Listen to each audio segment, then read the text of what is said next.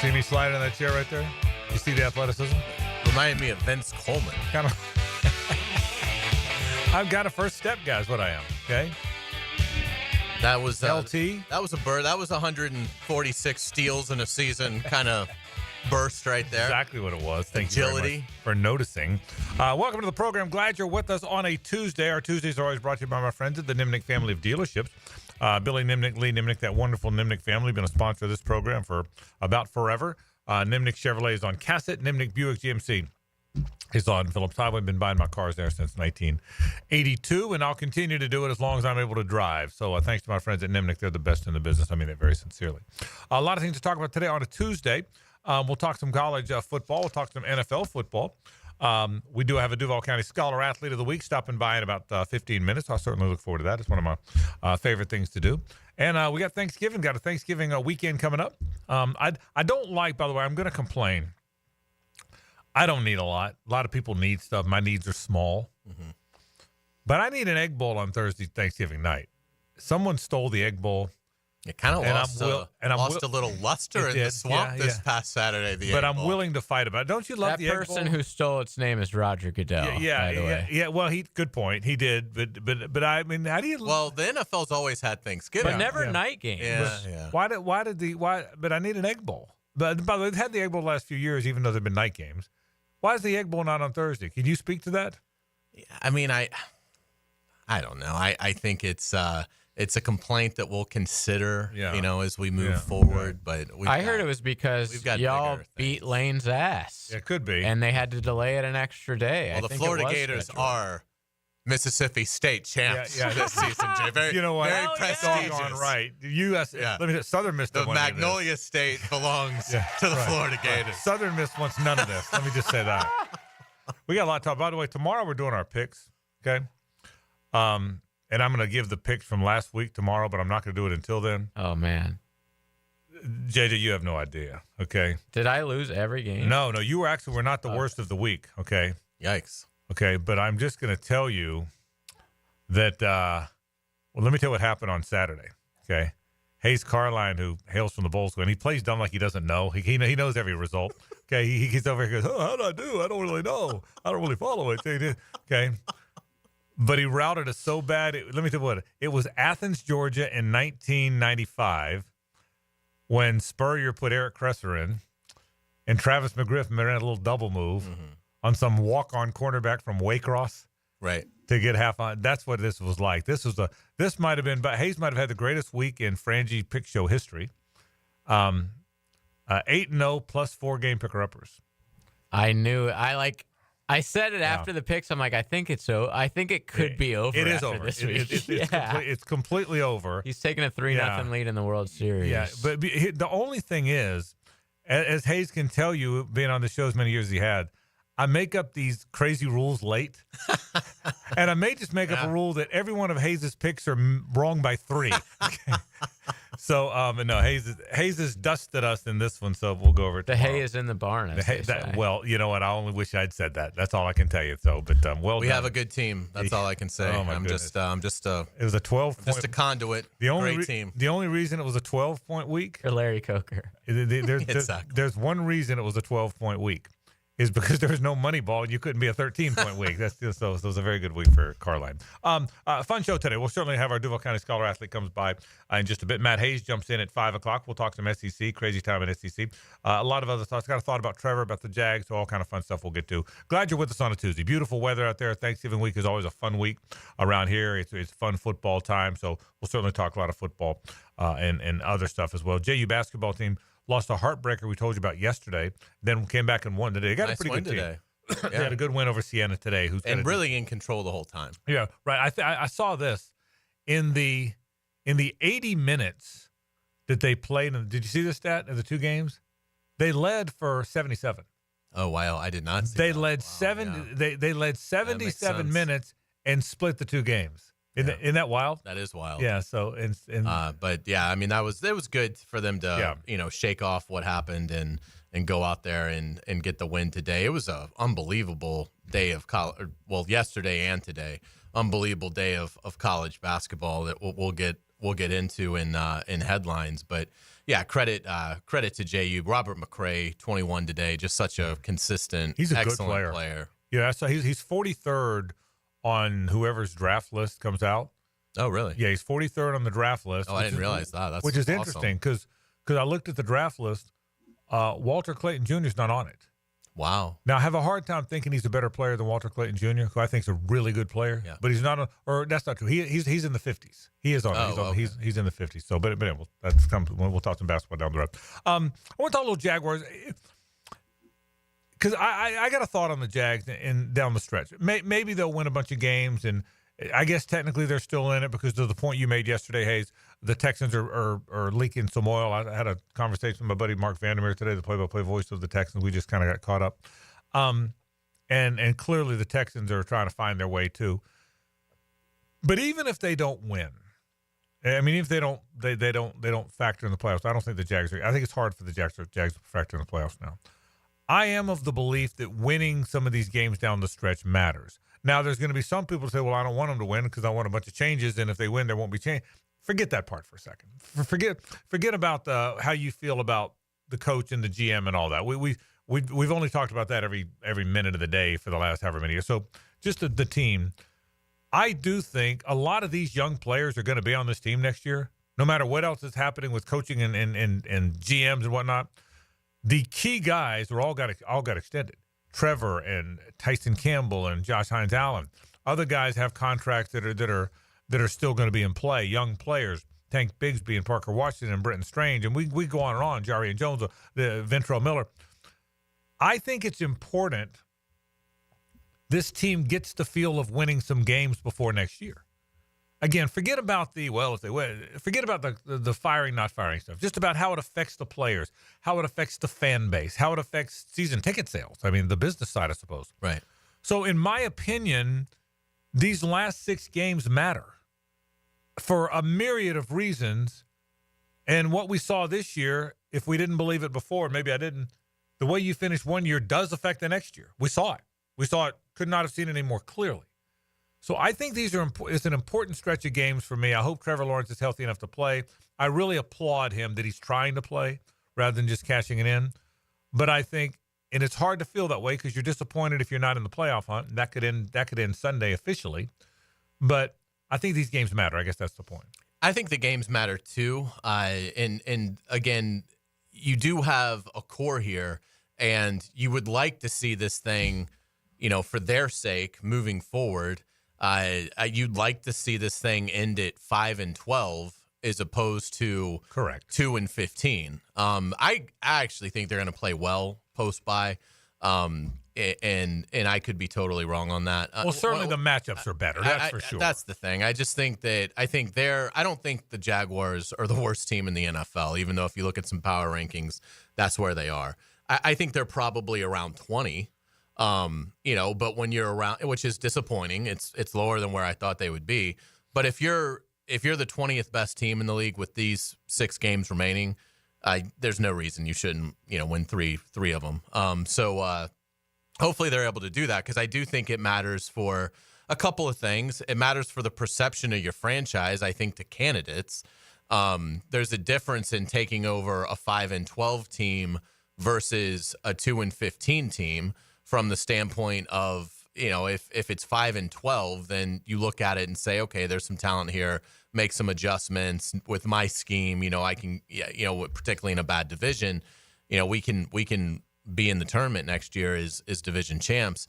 I think when you go 2-15, I mean, that's a symptom of that goes beyond coaching and front office and culture. I mean, if you win 2 out of 17 games in this league, you don't have any talent. And I don't think that's the case. The other thing, too, I will say this. I know fans get wrapped up in protect the pick, and now with the playoffs pretty much out of the picture, a lot of the fan base wants to just lose out and try and get the number 1 pick. Honestly, I don't think that's the advantage Jaguar fans would think it's going to be.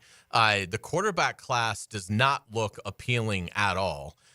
So you might be stuck at making a pick there.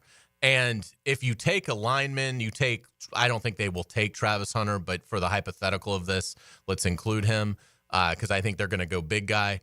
But But in looking at it, if you take the rookie contracts are all pretty cheap, except at the very top of the draft. And that's where you're paying premium money for an unknown player. And they don't have that allocated. I mean, they have in their future budgeting, they are not planning on having a top 3 pick. So financially, it wouldn't work out. Now, maybe they could trade back. And yeah, that's wonderful. If you have a high pick and you can trade back, pick up additional capital, but there's no guarantee you're going to be able to find a partner, particularly in a weak quarterback market. So, it may not be the elixir that some of the fans think of, let's get the number 1 pick. In this case, most years, yes, that would really be advantageous if you've already got your franchise quarterback. But I don't know that it will be in this year. You might end up paying a left tackle pretty premium money for a guy that you're not sure can walk and chew gum in this league at the same time. Yeah, and you're of all those points you made about the draft, I hadn't even thought about the draft pick, but the main point you made is A, there's not 2 or 3 star quarterbacks that people are going to clamor to get. B, even if there were, even if you could trade out a little bit, you're going to probably, if ever there was a year you want to accumulate picks, and if you believe what I do, that the lines of scrimmage are what they have to rebuild, you're going to do it. And you already have 10 picks. Right. I mean, you always want more picks. That's great. But it's not like this is an organization that, because of trades or whatever, only has like 4 of their 7 picks going into this. Right. I mean, they've got good draft capital now. So, go find some dignity, find some pride. Right. That's right. Have a strong finish here. Give some fans some good times.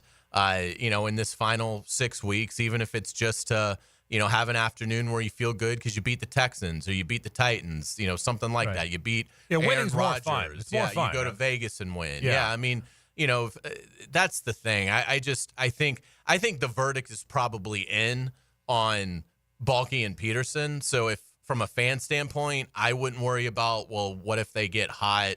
Will he retain them? I'd be shocked if that happens. So, I just think 2-9 is it's too hard to brush that aside for any kind of, beating some mediocre to poor teams down the stretch. So I agree. Just pull for the Jaguars to win. I don't think it's at a point where the fans should be. And I've been there before where the Trevor year. Yeah. I mean, we were screaming for them to lose games. Right. So the Frank Gore play we've talked about forever. I mean, so there have been years where that's been the case. Right. I don't see that in this one. And speaking of Trevor, I certainly hope he can come back and play. I know he wants to. I don't know when we'll learn. I don't know when they'll learn it. I can tell you, I said it yesterday, I said it before, based on the conversations I've had with folks that would kind of know, I don't think anybody knows. I don't think Trevor knows. I don't think Doug knows. I don't think Press Taylor knows. I don't think the defensive players, I don't think anybody knows there's whether or not he's going to play. So we'll see. And maybe we'll know midweek, late week, or maybe we won't. So we'll see what winds up happening. But yeah, I hope the Jaguars get on a good run. I think these games are important, and I truly believe that. So we'll talk a little bit about that as we kind of move along. We'll talk college football, Florida, FSU. We'll take a little look at the history of Florida FSU. Have there been big upsets before? What's the biggest upset of the series? What kind of a chance does FSU have in that game? We'll certainly talk about that. Got a fun stuff. I want to talk a little bit about coaches. By the way, coaches, and an interesting part of all that too is coaches. Coaches, the way fans feel about coaches. I got to tell you, I meant to get to this yesterday and I didn't. I went on a lot of the social channels, Ole Miss social channels. Did you do that at all? I didn't. It would have been fun. I wish I'd thought of it. They're furious with Kiffin. As they should be. Yeah. I don't know if they should be. If he's elevated your program to heights it's never reached before. Well, true. Yeah. I'm talking more on Saturday. Yeah. No, I know. But I'm just thinking, you would think they had the worst coach to ever coach. And I'm thinking, as I look back, I'm thinking, just the things being said about him and Jackson Dart. Jackson Dart, who played a fantastic game until 2 late throws in desperation time. And I just think, I don't know. I always everybody thinks they should win the national title. That's where we've gotten with college football. Billy Napier said it after the game. He's right. They love you when you win, and they hate you when you lose. Ole Miss fans were just undressing Kiffin out. He's not serious. He doesn't take anything serious. Why is he even our coach? Why doesn't he act like other coaches? I mean, up and down these social, you see one guy make a comment, and then you go look at the comments, right? And I'm like, this guy was the greatest coach since Newt Rockne a month ago. Yeah. To everybody. Well, we never got to this yesterday, the Ole Miss side of that result. Yeah. But this really struck me. So Ole Miss had a bye week before Florida. Yeah. Just like Texas had a bye week before Florida. Right. And when Florida went to Austin, Sark had some things ready for Florida that they clearly had not seen and had no idea how to defend. Right. I was shocked that Ole Miss didn't have more of that. I mean, because Florida wasn't fooled. Yeah. I mean, Ole Miss missed some throws and had some drops. Right. But there weren't a lot of, oh, wow. That is something. Kiffin was in the lab working on that during the bye week. Great point. Compared to Sark, great point. But there were the two, as you know, the two gigantic differences is that game was in Austin, not Gainesville, and Lagway played in the game. Right. And you think that doesn't affect defense, but it does. It absolutely does. And so we'll get, but yeah, we'll get to all that, a lot of college football talk about it in just a bit. Let's take a break. Then when we come back, we'll welcome in our Duval County Scholar Athlete of the Week. That's how we'll kick off the program. It's 1010XL and 92.5 FM. The Frangie Show from the Harold and Harold studio. Don't settle for less than you deserve. Frank Frangie here. These days, it's hard to know which companies to trust. But when it comes to banking, I trust South State Bank. South State truly values its customers, and they work hard to create meaningful, lasting relationships. I love going into my local branch. I see the same smiling faces I've seen for years. South State is the largest bank headquartered in Florida, so they're able to offer all the banking services you need. You can trust South State Bank. Banking forward. Member FDIC. Equal housing lender. Start Sunday morning with a balanced breakfast of football. Breakfast out of bed. Live from Tailgaters Parking on the Terminix Kickoff Show. 5 hours before kickoff of every game. Brought to you by Gatorade and Clearwater Irrigation on 1010XL. I'm Holt Harrell with Harrell & Harrell. Choosing a law firm after an accident is an important decision. With so many messages, we know it can all sound the same. At Harrell & Harrell, we believe what sets us apart is our commitment to you. We'll help you find doctors to get you better, and we'll work hard to maximize any recovery. Visit our website and look at our reviews to see how we've helped people just like you make this important decision. Harrell & Harrell. Offices, Jacksonville. Frank Frangie here. Big Chief Tire makes auto care affordable with 6-month financing with the CFNA card. Plus, get $50 off your first purchase when you sign up. Whether you need new tires, brakes, or general checkup, Big Chief's expert technicians will take care of your car with top-notch service. And with no interest for 6 months, now is the perfect time to handle your vehicle needs. Visit WeKeepJacksRollin.com or call 904-932-0950 to apply for your CFNA card today. Big Chief Tire keeps Jacks rolling. Lauren Brooks here. Why buy from Hodges Mazda at the Avenues? Because they strive to ensure a satisfying and comfortable car buying experience. And now they're giving back. Hodges Mazda wants to say thank you to all educators, first responders, and healthcare providers by offering a complimentary oil change and car wash during the Mazda A Season to Move You event. Call today or schedule online at HodgesMazda.com. Come experience for yourself the Hodges Mazda difference. Free oil change not to exceed $79.99. Excludes diesel vehicles. Expires December 31st, 2024. See dealer for complete details. When you're injured, you probably have more questions than answers, and all you really want is to feel better. This is Joe C., and I certainly can identify. Well, thanks to Rebound Rehab, I bounced back from a serious case of ankle tendonitis to feel pain-free. And they can do the same for you. 8 locations across the First Coast and a team of physical therapists ready to help. From laser and radio pressure wave therapy to aquatic and massage therapy, they can offer real solutions to help you rebound. Log on, reboundrehab.com, and start your path back to pain-free life. Hey, sports fans, this is Hays Carlyon from MyBookie. Thanksgiving isn't just about stuffing your face, it's about stuffing your wallet, and MyBookie's got a bunch of killer promos to help you do just that. Thanksgiving Day, MyBookie's boosting the odds on Devon Achane to score the first touchdown in Dolphins versus Packers. If he scores first, you cash in big. If he doesn't, MyBookie's got your back with a full refund. That's what I call a no-lose bet. Starting Monday, MyBookie's Telegram prize pool contest kicks off. The pool starts at $15,000 $1,000 and grows by $5,000 for every 1,000 new subscribers. All you have to do is join the Telegram channel by December to lock in your share. You'll find the Telegram channel link in our MyBookie videos this Wednesday on the 1010XL social platforms. This Thanksgiving, load up your plate, grab your phone, and lock in your picks. MyBookie's giving you risk-free football action, a shot at growing prize pool, and if you're new to the family, they'll double your deposit with my promo code 1010XL. Bet anything, anytime, anywhere with MyBookie. You don't think this would be a good moment to text somebody? There's never a bad moment to share your opinion on the 1010XL text line. Designed by Lifetime Enclosures. Share your opinion as soon as possible at 641-1010. Bueller Air and Plumbing presents Are You Cool? Our first contestant, a stay-at-home gymnast from Jacksonville, Florida. It's Gwendolyn Pierce. Thank you, Monty. I don't know who installed my air conditioner, but it hasn't had a tune-up in over 3 years. Am I cool? Let's ask our expert judging panel. Judges? I'm sorry, Gwendolyn. You're not cool. Johnny, tell her why. That's right. To keep your air conditioner performing at its best, you need a skilled technician to check your pressures, voltages, and air filters in the fall and the spring. At Bueller Air and Plumbing, our club members get 2 free visits a year to make sure that you are cool. Can you tell me if my haircut is sexy? You're better off not asking. Stay cooler with Bueller. Visit BuellerAir.com. Blue here for the Blue Crab House, located right off of San Jose. It's on Jewington Creek Road. They've been around since 1996. Indoor-outdoor dining. Also, takeout is available at the Blue Crab House. Open 4:30 to 9, Tuesday through Saturday. Sunday, noon until 9. Remember, Tuesday, $2 margaritas. Wednesday, $1 oyster night. How about the blue crabs? How about my personal favorite, the Canadian snow crabs? Whatever it is that you fancy, you get it right there. The Blue Crab House.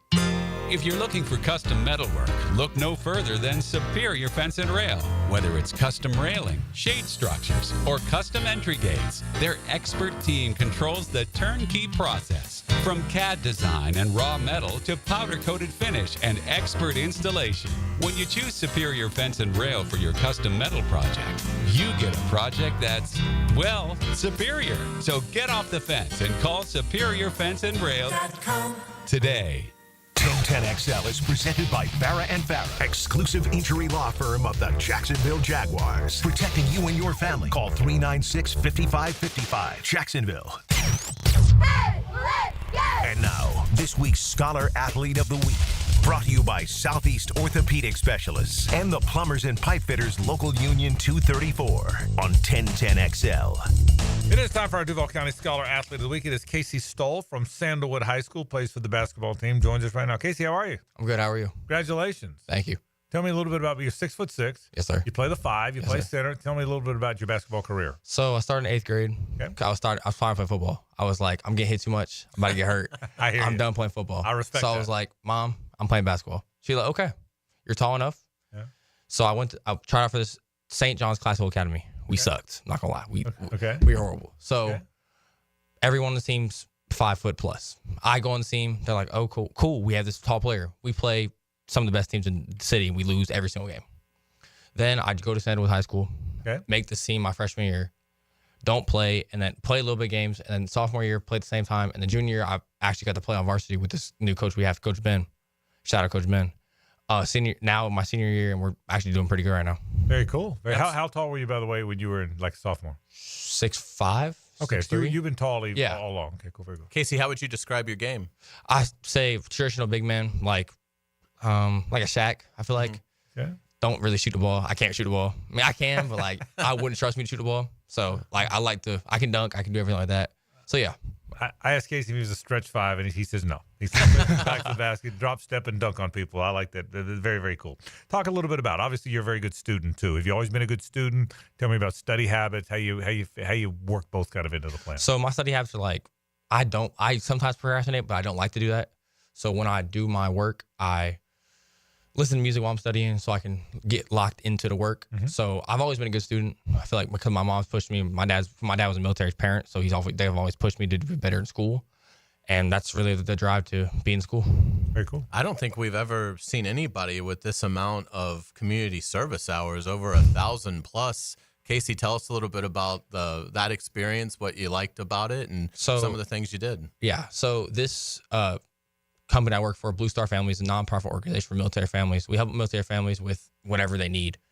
And I'm the lead. My mom used to work for them. So I'm the lead volunteer for them. And so we go everywhere. We went to the Jacksonville Shrimp Stadium, packed, I think, 14,000 boxes for military families, military people outside of the United States.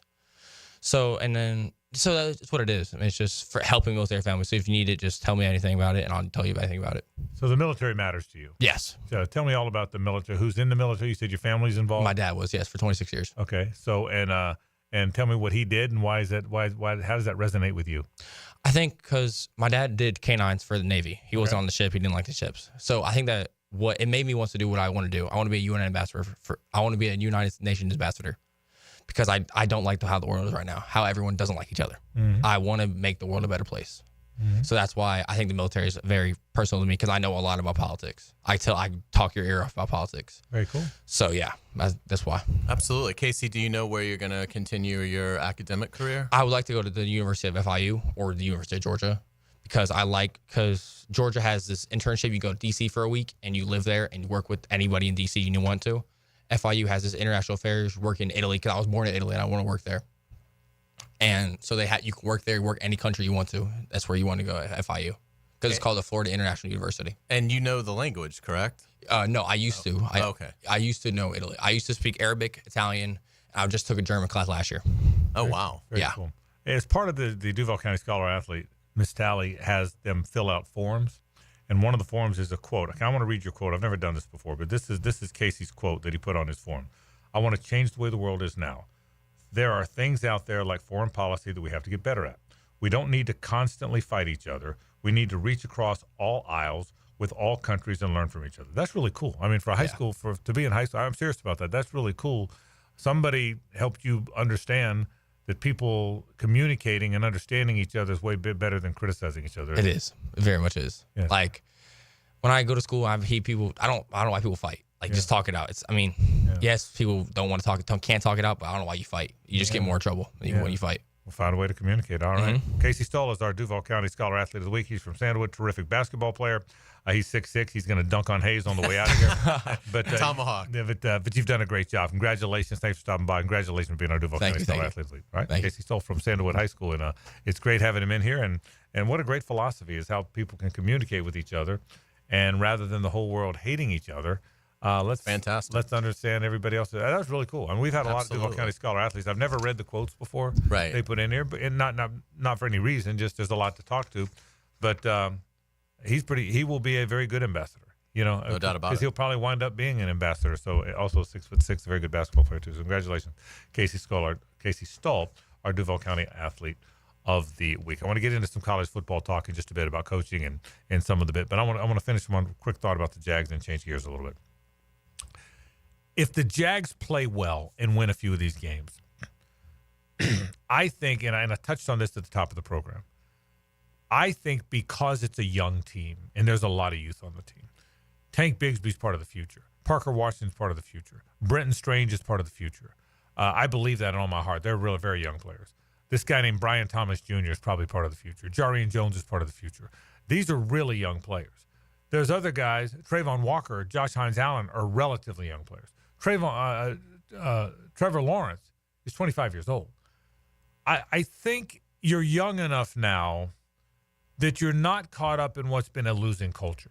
You know what I mean? I mean, it's not like, with all due respect to Cam Robinson, and I'm sorry Cam's gone, but Cam had other than 2017 and a run a couple years ago, Cam had been here long enough to where the team lost so much that it's hard not to believe that that's who the team was. Does that make sense? And I think with veteran players, you have to be careful that doesn't become who you are and who you think the team is. And I was thinking about this today, preparing today's show, that I think, Hays, there's a real young nucleus here. Some are really young, some are moderately young, but it's not an old nucleus. There's really not a lot of veteran players that are going to be. Brandon Sheriff's an older player, but he's probably not going to be here long. You know, he's done his time here. There's not a lot of guys like that. It's mostly young guys. So I think winning down the stretch, having a winning culture down the stretch, regardless of what it does or doesn't do with regard to who's fired, who's not, really matters to these guys. I also think this young core, Travis Etienne's still a young player. I think this young core can enjoy the offseason, the OTAs, the foundation that they've laid. There's still time to do some of that. I think sometimes we get caught up in, if you're no longer in the playoff hunt, nothing matters. I guess that's the point. And I don't believe that's the case. I just don't believe that's the case. And you made some good points too about draft position and whatnot, but more than anything else, young players, I'd love to see young players walk away knowing what it's like to have won. I think the fact that the team lost late last year, and I didn't expect this, I was wrong, but it had a negative effect on the beginning of this year. I think the fact that the team won late in 22 breathed over into 23 and contributed to that hot start. I don't think it's a coincidence that the 22 team winning late helped the 23 team win early. I also don't think it's a coincidence, I didn't see it coming, that the 23 team losing late affected the 24 team losing early. So winning late does, and we just seen it now 2 years in a row. Winning late or losing late affects the way you start, if it affects your offseason. So I really think they've caught their breath, they've had their off week. Hopefully the quarterback's healthy enough to play. I hope we have a good run regardless of whether the playoffs are in play or not in these last 6 weeks. Yeah, I do think it would be good. And again, you want to have some semblance of some momentum. I do think young players having confidence is a good thing because you don't want, again, I'm operating under the assumption it's going to be a new staff. So you want the new coaches to not have to completely rebuild confidence from ground zero. You'd like there to be, being able to walk in and say, look, guys, we're closer than maybe what you think. We won 4 of our last 6. We at least, win a few of them to give yourselves, some degree of confidence as you move forward in a young career. And also, I just think the job is more appealing. I mean, again, we pay a lot of attention to this team, but no one else does outside of these walls. I mean, when I say that, the walls of Duval, the city. The Jaguars are not nationally relevant at all. And so it also helps, I think, how attractive your job looks, things like that. There's a big difference in taking over a 5-win team versus a 2-win team. And again, hopefully the Jaguars can close 4-2 and get to 6 wins. And again, 6-11, bad year, unacceptable year. But at least you'd be able to have some shred of dignity going into the offseason as opposed to completely checking out, finishing 2-15. Trust me, no new coach is going to care about a high draft pick. The new GM might, but again, in this draft, I don't think it's going to have the weight that it normally would hold. We'll talk some college football after the break. This is 1010 XL 92.5 FM. The Frangie Show from the Harold and Harold studio. Don't settle for less than you deserve. If you need an insurance agent, I'll recommend the best guy in town, State Farm agent Craig Dewhurst. Call him at 940-9740. Really good guy, really good agent. Life insurance, homeowners, automotive, you name it, he'll handle it for you. Tell him what you need. He'll assess your whole situation. What kind of coverage do you need? How much coverage? What should your deductible be? What do you make and how does it fit your cost and your rates? You will love dealing with Craig. What a nice guy he is and how he'll help you get the right answers. The best in the business. Craig Dewhurst from State Farm, 940-9740.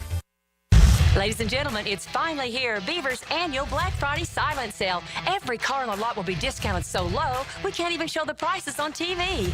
Doors open at 6 a.m. Friday. First come, first served. And once they're gone, it's over. Plus, anyone who buys between 6 and 9 a.m. will get a big screen TV and $1,000 cash. Want more? We're giving away free oil changes between 6 and 9 a.m. The Black Friday silent sale only at Beaver Toyota and Beaver Chevrolet. You don't want to miss this. I'm here with Clayton Bromberg of Underwood Jewelers. Clayton, you have told us about buying better quality diamonds, but is there any way to start with a smaller diamond and use it to trade up to a larger diamond later on? Frank, it's interesting you'd ask that because our founder, H.F. Underwood, popularized growing your diamond here in Jacksonville about 50 years ago, and it's something we still do today. When a customer buys an Underwood engagement ring or solitaire diamond pendant or a pair of ear studs, we guarantee they get the price they paid for it on the purchase of any larger diamond. Now, a lot of stores would say, big deal. We do that too, but here's the Underwood difference. We guarantee you get what you paid when you trade in your Underwood diamond, even if you're trading up by only $1. It's not that you have to trade up 2 for 1 like most jewelers ask. There have been literally thousands of people in the Jacksonville area who have taken advantage of our policy, and Underwood still grows a lot of diamonds for a lot of people. Underwood, serving excellence since 1928. In San Marco, Avondale, and the shops of Ponte Vedra. If you suffer from constant burning, tingling, or numbness in your hands or feet, it could be a serious condition called neuropathy. I'm Dr. Nathan Riddle, DC with Riddle Wellness in Ponte Vedra. Neuropathy is treatable, and we have seen great results by using state-of-the-art, non-invasive therapies to target damaged nerves, reduce symptoms, and improve nerve function. Call 904-395-5598 to schedule your free consultation today and learn how you can live pain-free. Call 904-395-5598. Attention sports fans, are you ready to take your game to the next level? Look no further than Best Bet. You can bet anywhere, but you'll definitely win here. Experience the thrill of sports like never before. With all the major games broadcasting live on our big screens and a menu stacked with your favorite foods and refreshing drinks, you're sure to find your winning ticket. Visit bestbetjacks.com to learn more. That's bestbetjacks.com. Bet anywhere, win here. Only at Best Bet. Attention men and women. If you would like to get your hair back, then you need to listen to some of our clients. John in Orange Park. IHRS showed me what was causing my hair loss and helped stop it. Call IHRS now at 904-777-IHRS. Find out how to grow your hair back with a free hair and scalp examination. Mike from Bay Meadows. I finally found the most experienced company who could restore my hair. Now I have hair where I had none before. Results guaranteed. Diane from Ponte Vedra. Now I have what lotions couldn't give me. Thick, beautiful hair. Find out why you're losing your hair and how to grow your hair back. Call 904-777-IHRS for a limited time free hair and scalp examination. Now my hair will grow for the rest of my life. Thanks, IHRS. Thank you, IHRS. Thanks, IHRS, for giving me my hair back. Hurry and receive a free hair and scalp examination and get 2 weeks of laser treatments for free. Call IHRS at 904-777-IHRS. That's 904-777-4477. Hairforme.com. Start your Sunday off with a cup of Joe and some sports medicine intel. This is Joe C. inviting you to join me and Dr. George Bari for Breaking Bones every Sunday morning at 7:30. And if you miss an episode, just look for Breaking Bones wherever you listen to podcasts. The last thing you want to be dealing with this holiday season is a septic emergency. Plan ahead and schedule to have your septic tank pumped out now. Our wonderful team at Duck Duck Rooter Plumbing and Septic Services is standing by and ready for your call. We'll get your septic tank pumped out right away, giving you one less thing you have to worry about this holiday season. Check out our reviews online and give us a ring today. 904-862-6769. That's 904-862-6769 or duckduckrooter.com. Get down to the bank Sunday, December 1st, when the Jaguars go head-to-head with division rivals, the Houston Texans.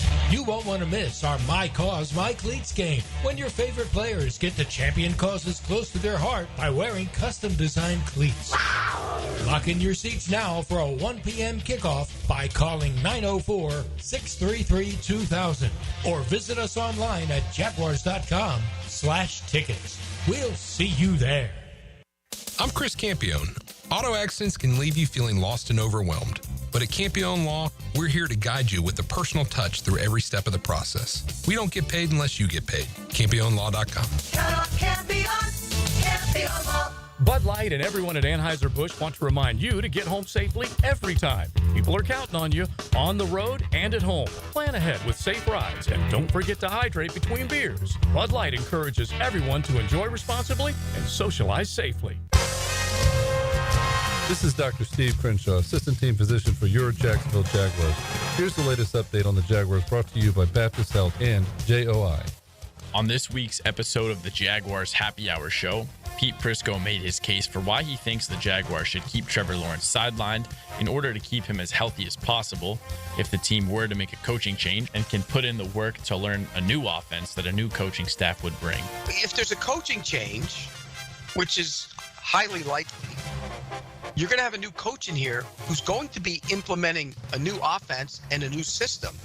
Wouldn't it be in your best interest to have him healthy when that's happening rather than have it delayed until like May or something, if God forbid, if he had to have surgery after the season? I'm Max Fink with your Jacksonville Orthopedic Institute Jaguars update.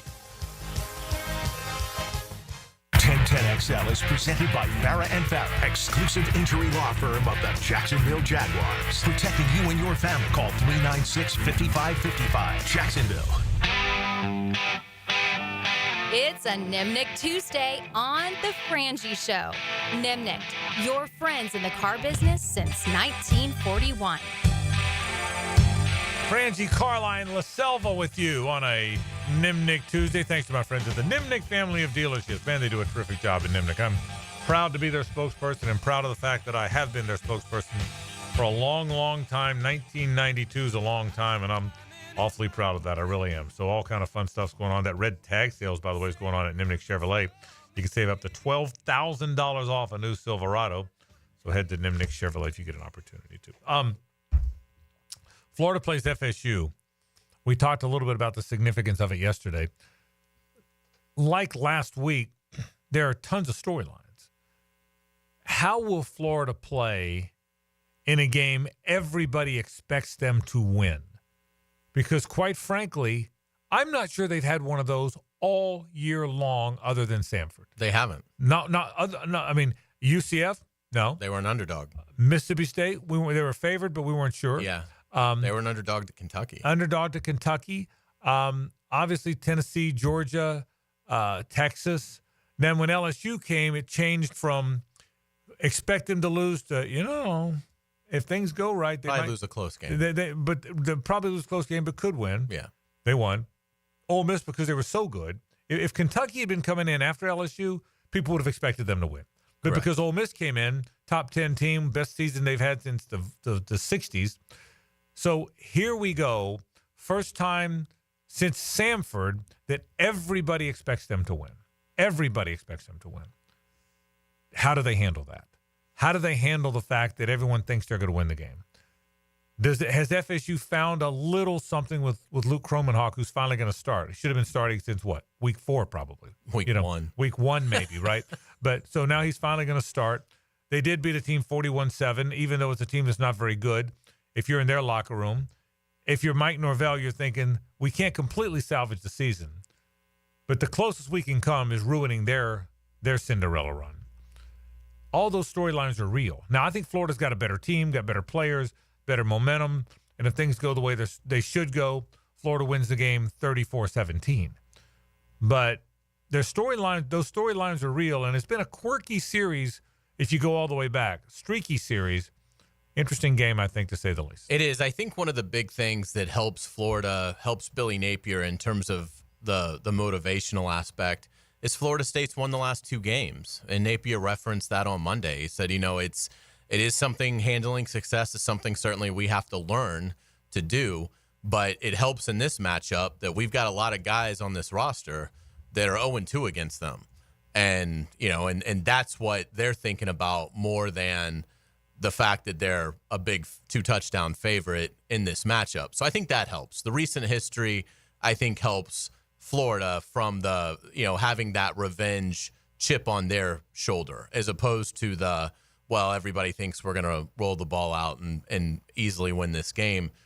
The other thing, too, is, Florida State beat Charleston Southern 41-17. Charleston Southern is 1-11. Charleston Southern lost to Richmond 38-0. They lost to Tennessee. The Spiders put 38 on them? Yes.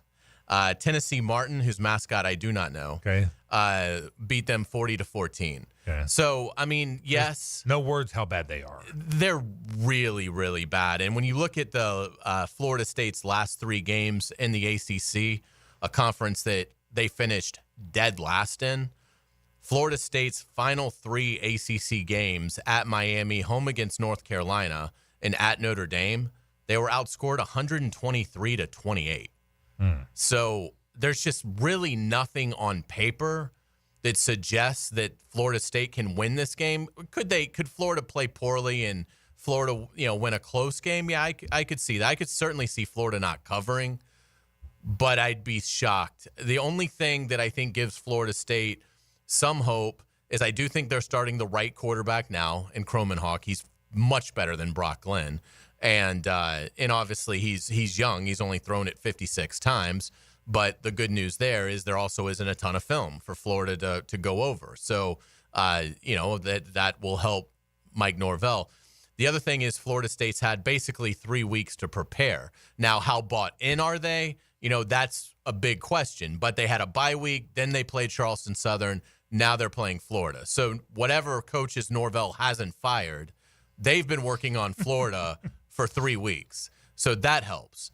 But again, I just think it comes down to blocking and tackling, and they're light years apart right now. I mean, Florida in the trenches on the offensive side and the defensive side, far better than anything Florida State has shown on film. And I just think in regards to the Seminoles, when you have been so dysfunctional on offense for 11 games, and granted, okay, Charleston Southern, fine, they scored 41. But if you've been dysfunctional against pretty much every decent team that you have played, I don't think you find that in the final week of the season.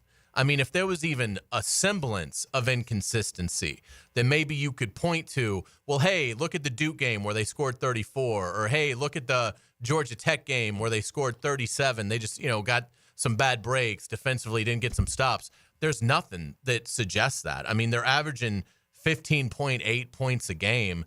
That ranks 130th in Division I football out of 133 teams. And that, by the way, is the thing. I just don't know how they're going to find a spark in this matchup against a Florida defense that's playing an incredibly physical level.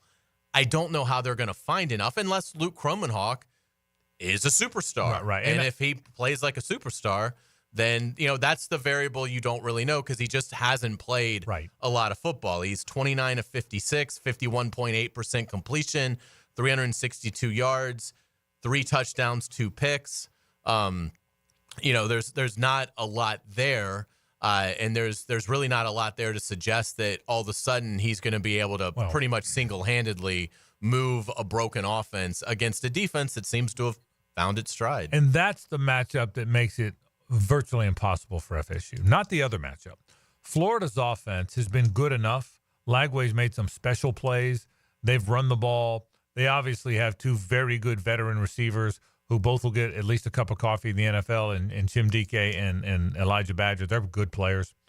But if FSU's defensive line decides this is the game they're going to play, then they could at least hold their own. JJ made a great point before the Miami game. We were thinking a blowout. JJ said, now FSU's defense will play hard enough in that game that Miami's not headed to 50 points. And JJ, you were dead on that. So I could see something like that.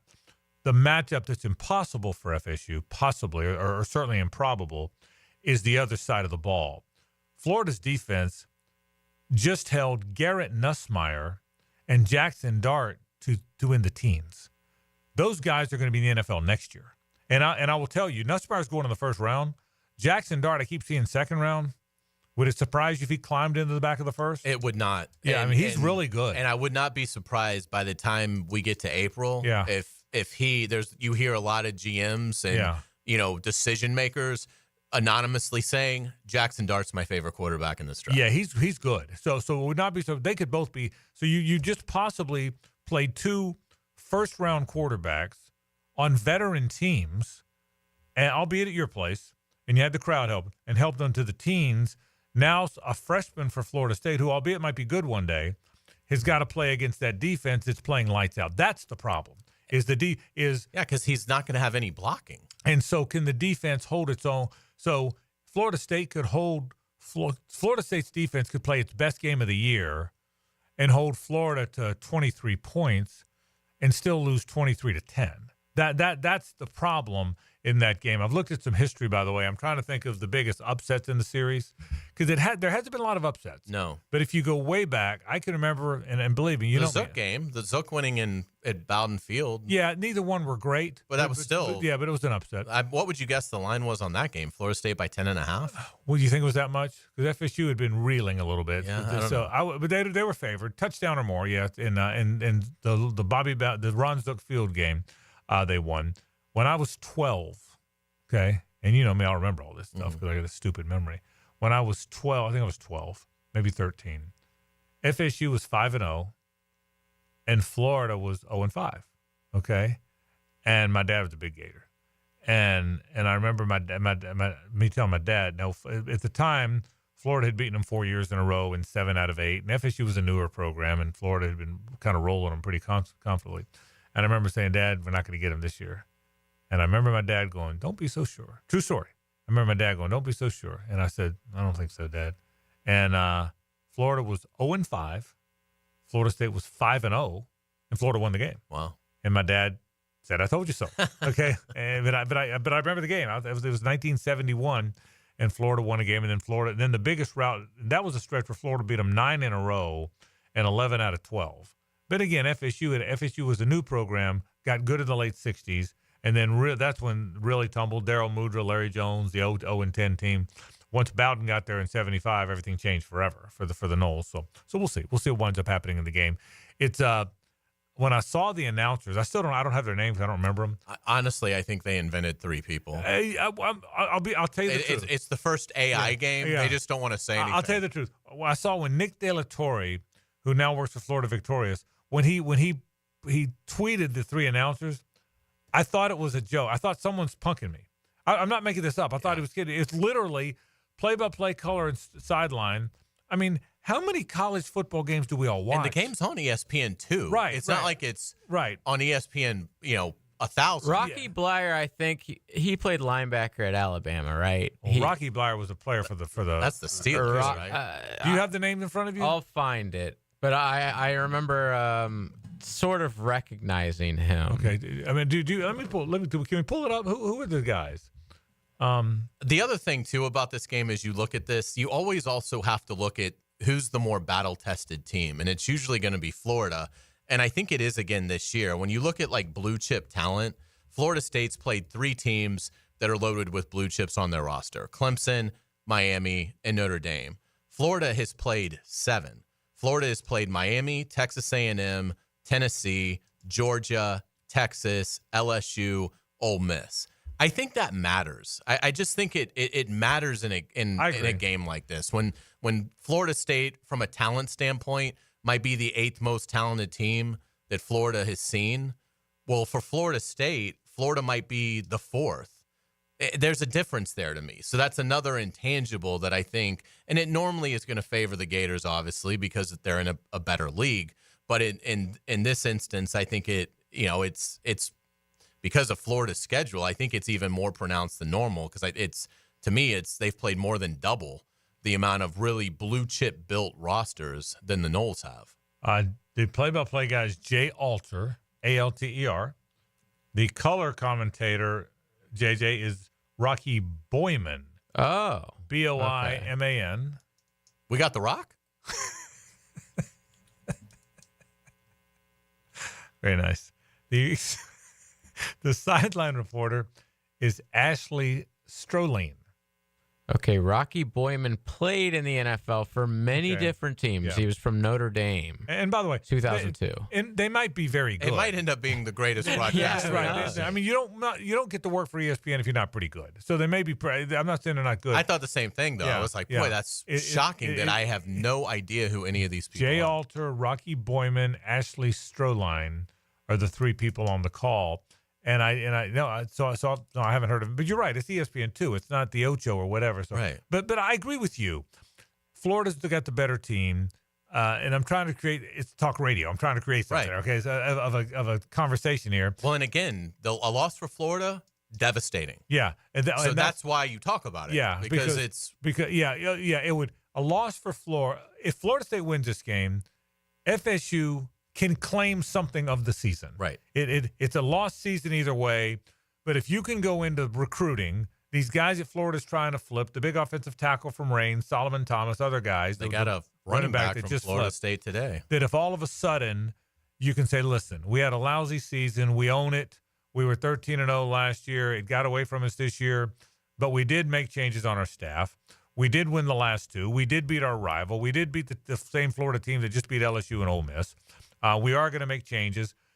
At least if you're grasping for something, you got that. And the crowd won't be a factor because I think it's only going to be like 40 to 43,000 people. Yeah. So because of the renovation. Correct. So I mean, and there'll be some Florida fans in the house. Correct. Florida fans will get their hands on the it. other thing, if Florida State's able to win the game, it's not like, we had this unbelievable environment. Right. I mean, Florida's victories, obviously coming in the swamp, that's a massive advantage against LSU and Ole Miss. Good point. And if Florida loses the game, all the goodwill that Billy Napier, wait till you see Florida Twitter if that happens. Oh my goodness. All the goodwill that you should just go see Ole Miss Twitter now.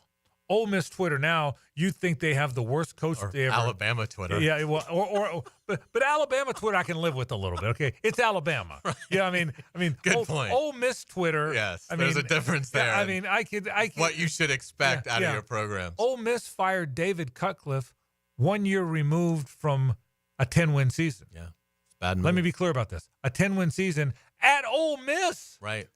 If you get a 10-win season at Ole Miss, you ought to have a 15-year contract. Yeah. And they fired him 1 year removed, and it was the worst thing they ever did. Right. They were looking for a head coach for ever since.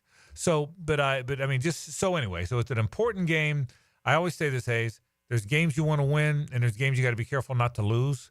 This for Florida suddenly becomes a game you got to find a way not to lose. And look, I hate to say this, but you're a twisted ankle away from Aiden Warner being your quarterback. That's probably the best point of all. Is if something were to happen to Lagway in the game, Florida probably isn't scoring again. Yeah. Right. So if Lagway goes out mid-first quarter and Florida hasn't scored, Florida might not score could lose in the game. 6-0 or whatever it is. Yeah. Ryan Fitzgerald could hit 2 64-yard field goals. Which he will. Right. And you're not going to have good field position off of punts. Right. Because Florida State's punter is incredible. Right. So if you don't get a turnover, you're probably starting inside your 20 on every possession that you have. So, I mean, it's if something were to happen to DJ Lagway, Florida's in a lot of trouble. Can Aiden Warner survive just handing it off to Baugh and Johnson and Jackson? Perhaps.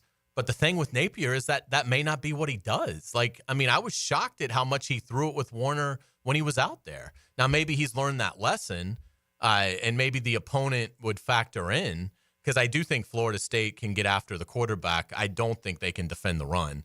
And I don't think they've had the heart and guts to defend the run all year. And it's you look at their numbers and it's reflected in that. But when you look at it, Florida State is giving up 180 yards on the ground. It's tied for 106th in the country.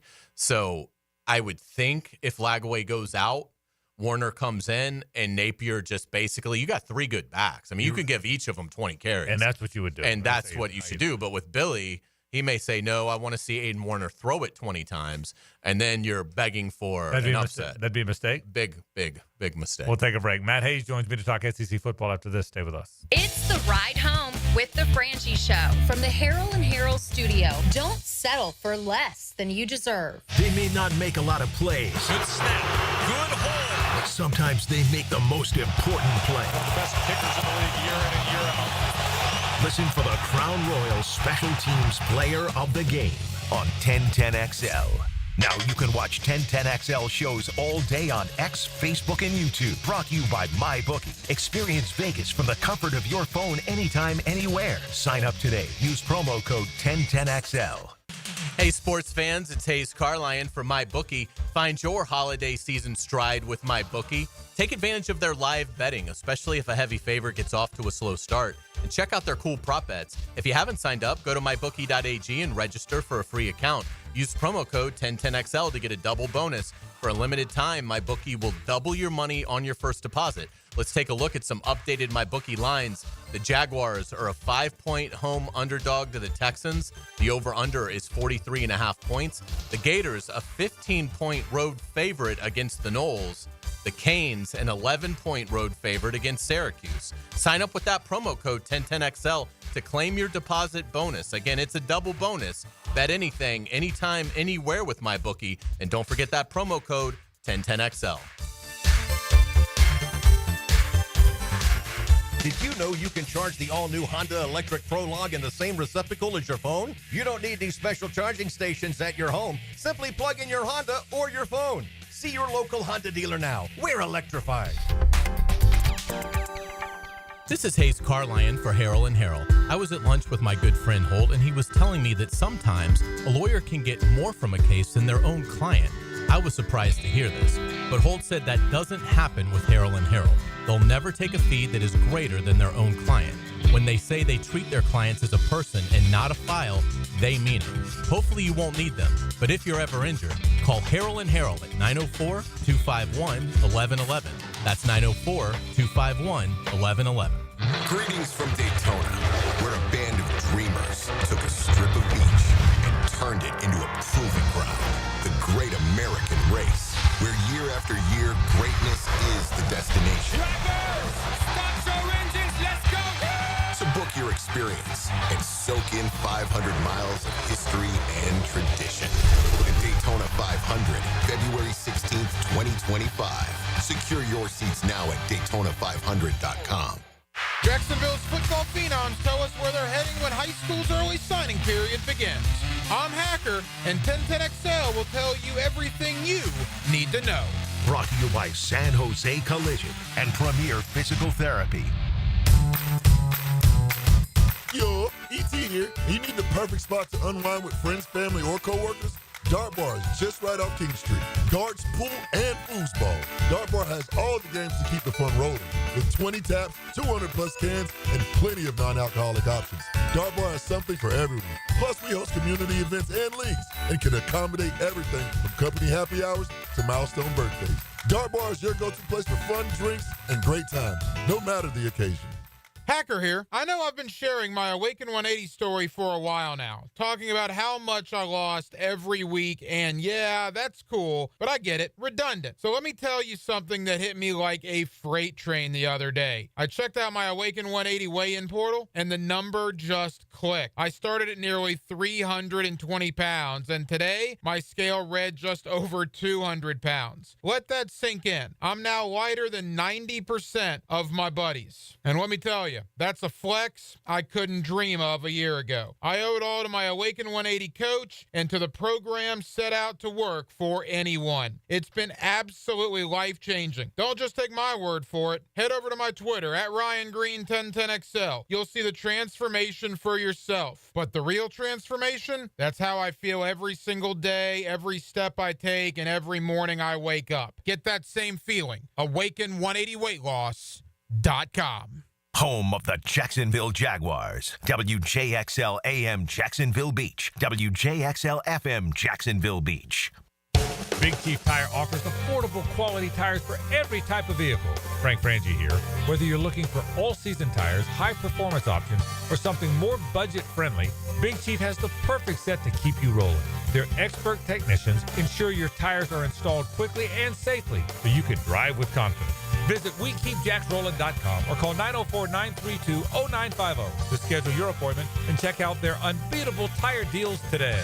Big Chief Tire keeps Jacks rolling. The Money Pages brings you this week's Red Zone featured player of the week, number 23, Jaguars linebacker Foye Oluokun. Oluokun played college ball for Yale and was drafted by the Falcons in the 6th round in 2018.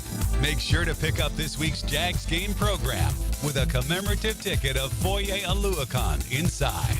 Download the Money Pages app for weekly specials. Money Pages, official sponsor of your Jacksonville Jaguars. MyGate Rewards members, now through January 2nd, you'll get an entry for your chance to win free gas for a year each time you buy 5 eligible Monster Club products. Not a rewards member? Download the Gate app today. See store for details.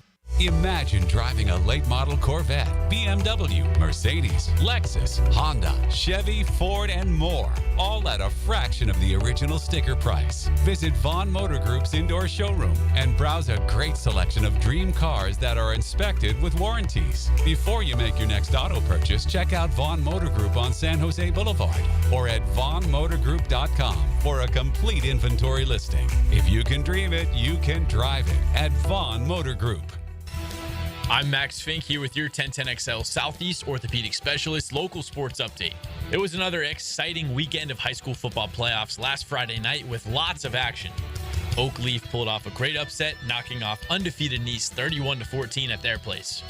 Oakleaf attacked Nice on the ground with their 1-2 punch at running back, getting 159 yards on 13 carries and 2 touchdowns from junior running back Fareed Coleman, while senior running back Malachi Wharton had 126 yards on 11 carries for a score. Oakleaf will head to Buchholz for their next game Friday at 7. Bishop Kenny won their road matchup at Godby 36-26. The Crusaders will head to Rains this Friday night for a local matchup.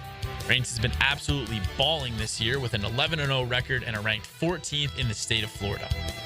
It's 73 degrees at 5 o'clock. Time and temp brought to you by Bueller Air and Plumbing. Stay cooler with Bueller.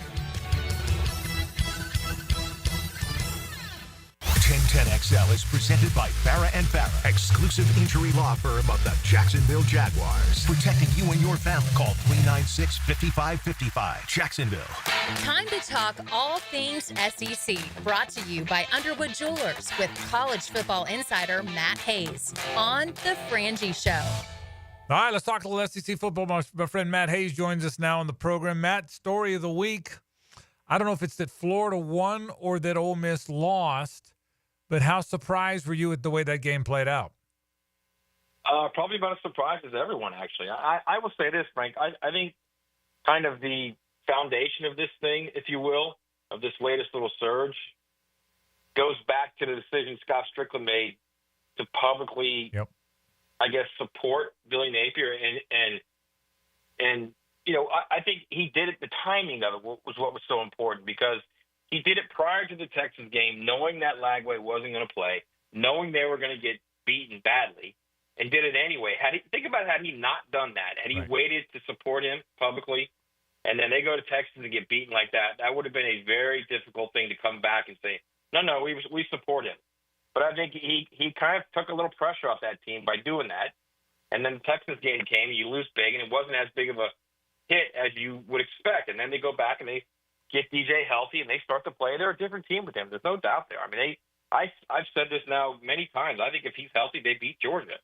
And I think if he's more along as far as where he is now in the process, they beat Tennessee too. But those are all ifs and buts. But still, they're a different team with him. There's no doubt about that. Yeah, it's very clear. You and Hays and I were talking about this before our show when you were leaving your show. It's very clear there are some players that make everybody better, even when they're not on the field with them. We've seen it with this Florida team. The defense is playing better, in part because they're excited about what they think the offense will do. But he breathes enthusiasm, excitement into it. And we've seen that, by the way, in football. He's not the first person to ever do it, but it's been a while since Florida's had someone do that. Matt, the other part too is, I'll say this: when you've had this, you wrote a terrific column right after the game on USA Today. I thought that kind of hit it. For whatever we think about fire the coach, he kept them from ever quitting. And I really think number one, your comment about Lagway is right. But I also think the Florida players said, screw this. We like this guy. We're going to play for this guy. And we're going to answer the bell for him. That sounds cliche, but that kind of happens some, don't you think? Oh, I don't think there's any question. I mean, look how hard they played against Georgia. Right. I mean, he goes down in the first quarter, and they're in that game. They're in that game for the last drive. So, I mean, I think it's part of that. I also think it's, honestly, Frank, players know good players. They know what players are good and what players aren't. And they know rare when they see rare. And I think they realize what they've got at quarterback. I mean, we talked about this earlier today. They're down 14-7 to Ole Miss, and it's 3rd and 9. And Lagway's got a defensive end hanging on his arm, on his non-throwing arm, and he just flicks his wrist, and he hits a 9-yard out. I think it was DK or Badger, one of the two, to keep the drive going. They eventually scored and tied it with 14-all. But if any of the quarterbacks getting sacked there, or the ball's getting thrown away, or you knocked down, or whatever, Ole Miss comes back and scores again. It's 21-7. That's a different game. That's a lost play that you really don't think about until well past the end of the game. You're like, whoa, that was a huge play. No question. And that might have been the biggest play of the game. Yeah, you're right, and the biggest win for him in Florida in a long time. So we'll see what happens as they finish up the season and get to FSU, which I think most people think they will win. About Ole Miss, asleep at the wheel, not as good as everybody thought. What are the Ole Miss people saying now? I don't buy the latter, because I think they have enough to win. They could beat anybody. I think they could win the national title. So I don't buy the latter. The former, definitely. I think they kind of overlooked Florida. And why wouldn't you, considering what you've seen from this program the last 3 years? I think they overlooked them a little bit, and I don't think anyone realizes how good Lagway is, because there's just not enough tape on him. Not only that, there's not enough throws from him, Frank. He's only averaging like 16, 17 throws a game. Correct. So I don't think anyone really understands the depth of what he can do. I don't think you understand his ability to – it's not just the guy's hanging on. You know what else he does really well? He moves in the pocket really well. Correct. You're talking about like a true freshman. He's not running away trying to scramble to get yards. He's moving back and forth and sideways in the pocket to find an extra half second or second to throw to his next progression. And that's a freshman you're talking about. So I think there's not enough tape on him to where, people don't really know as much about him. And I think Ole Miss they were, probably a little overconfident. And you're right that the instincts he has for a kid that's never played college football before this year, pretty amazing stuff. Yeah. Let's move on to Alabama, Oklahoma. I'll get to the game and the result in a minute. But I got to ask you, because you're connected to the SEC, you know Greg Sankey well. Doesn't the SEC have to come out and make a statement about the blown call on Ryan Williams? I think it was one of the worst calls I've seen in a meaningful moment in a game that could have still been in play. What is the league? Is the league going to talk about that? Or are they just going to brush it under the rug? What are you hearing about that call? Well, first off, it was a terrible call. Okay, I mean there was still 14 minutes to go in the game. It's a quick score, and then that would have made it 24-10. You're 2 scores down at that point. It's easily a score you can come back from, and that's just I think that's something that you lose on that play call, on that penalty call, and it's deflating, and it just is what it is. They lost the game. There's no doubt about that. But I don't know that they'll have. That's not. It's rare that the SEC will come out and say something about a play call. And also, honestly, Frank, I don't think they want to look like they're favoring Alabama, because for decades it's been seen as the SEC favors Alabama because the league offices in Birmingham. I think they don't want it to look like that. I think they don't want to minimize their officials, who they believe are very good. And look, they blew the call. Absolutely a blown call. So I would be shocked if they said anything about it. That's a great point. I hadn't thought about till you said it. They've always been accused of being favoring Alabama, and now if they come out and complain about a call that went against Alabama, very good point. And you're also minimizing one of the new guys who just got into the league when you do that. I don't think you want to do that. Great, all great points. But I got to tell you, I would like to know what the guy thought he saw. If the side judge came out and said, "Listen, I blew that. I thought it was the inside guy or whatever, or I thought the outside guy was lined up tighter than he was." Upon seeing the rebound, seeing the replay, I totally blew the call. That's on me. I'd feel better about it. Right now, you know what I mean, Matt? I'm wondering what happened. The call was very late. It was the side judge on the Oklahoma sideline. It was I would like to just know what he thought he saw. I'll tell you a story. I'll tell you a story. You remember the god awful call to Tennessee, Florida, when Dallas Baker and Jonathan Wade hit Dallas Baker in the head. Dallas Baker hit him back. Bobby Moreau was the side judge, watched the whole thing, and only called the penalty on. You remember the play, 2004? Yeah. Oh, yeah. Okay. Oh, yeah. So nobody spoke. Well, I can tell you, Jimmy Himes spoke with Bobby Gaston, who was the SEC director of officials at the time. Gaston, he never said this publicly, but Jimmy told me a couple years later, kind of off the record, what Gaston told him was that Moreau thought Baker's swing was more violent than John Wade's swing, and that's why he called it on one guy, not the other. Well, he was way off the mark, but at least because I knew enough people connected, I at least knew. You know what I mean? At least I knew what he thought, what his answer was. I'd like to know what this guy's explanation was. Is my point. Yeah, I don't disagree with you, but I will say this in defense of these guys, and you know this because you've been on the field. Yeah. Man, it is not an easy job. I agree. It's not. It's you got 300-pound guys that can run, 250, 60-pound guys that can run. You're trying to keep up with 210-pound receivers who can fly. It's a very difficult job, and it's a thankless job. And the only time you notice really is when you blow it. And he blew it. There's no doubt about it. I don't think there's any getting around it. So, I mean, it's what sense is there other than to hear him say, I blew it? What sense is there to throw more of that on him? Good point. All fair points. Let's move on. It looks like now Georgia, Texas, assuming Texas beats A&M, which I think it will. Georgia and Texas are in the championship game, which means I think they're both in the tournament. I think Tennessee's in the tournament. I think the SEC will have 3 teams. Is that how it's going to play out as you see it? I mean, I think that's what it looks like, but I wouldn't be shocked at all if A&M won that game on Saturday. I just they're very good on defense, and I think they play much better at home. Everybody in this league plays much better at home. Right. It's brutal to win on the road in the SEC. Look what Alabama's done on the road and how poorly they've played on the road this year. Three really, really ugly games on the road cost them. And that they played well at LSU, obviously, but those 3 games on the road where they lost, they just didn't even look like the same team. And Jalen Miller didn't look like the same quarterback. So that's why I would just hesitate just a bit to think Texas is going into that game with all that emotion, with all of that, we haven't played you since 2011, and we hate you and you hate us. And the way they play defense, and the fact that Marcel Reed is a guy that if it breaks down, he can get you 10, 15, 20, or 70 yards on a quarterback scramble. I don't know that I would say Texas is winning that game. That's going to be a difficult game for Texas to win. And as far as the teams, probably 3, but who knows? There's more chaos is coming. Well, I still wouldn't count out Alabama. I'll tell you something else too, Frank. Let's say South Carolina just puts a number on Clemson. Right. Just beats Clemson like 49-7 or something. Okay. I would not count them out either. Really? Well, especially if A&M beats Texas. Yeah. Well, I was going to say if A&M, you've got they crushed A&M.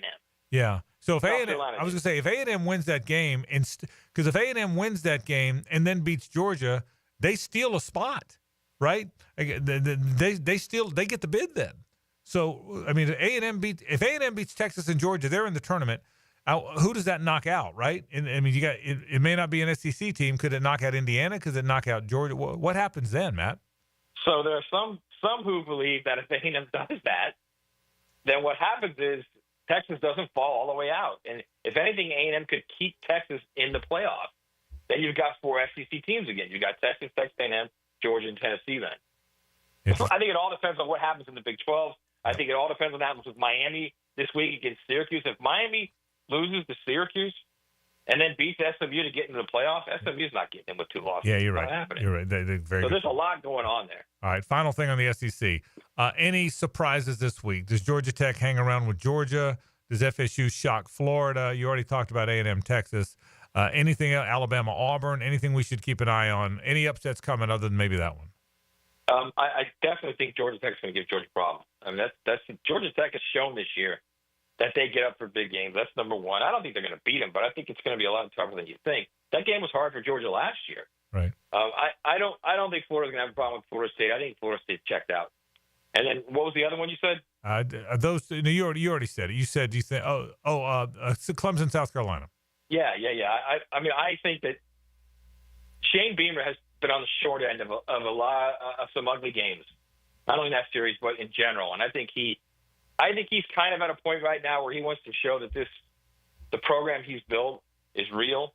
And I think they want to put up a number, like a big number if they can. So I wouldn't be shocked at all if you see that. They're better than Clemson. They're defensively, they're going to cause all kind of problems for Klubnik. So, yeah, I wouldn't be shocked at all if they put up a big number. Interesting stuff. Matt Hays talking SEC, brought to you by Underwood Jewelers. Thank you, Matty. Okay, buddy. All right, we'll take a break. Hays has headlines on the other side. Stay with us. The Frangie Show from the Harrell and Harrell studio. Don't settle for less than you deserve. It's It's all about picking winners. Yes, it is. Play 1010XL's weekly pick'em. All right, let's do it. Make the best picks and win a pizza party from Salvatore's Pizza at Tapestry Park. Who wants pepperoni? You pick 'em at 1010XL.com. I'm here with Clayton Bromberg of Underwoods. Clayton, you talk a lot about a diamond's cut grade. Why is a diamond graded for cut? Frank, that's simple. We cut grade diamonds to show a measurement of beauty and light return to the person looking at the diamond so they can understand the value difference between a diamond cut for maximum beauty and one cut for maximum weight.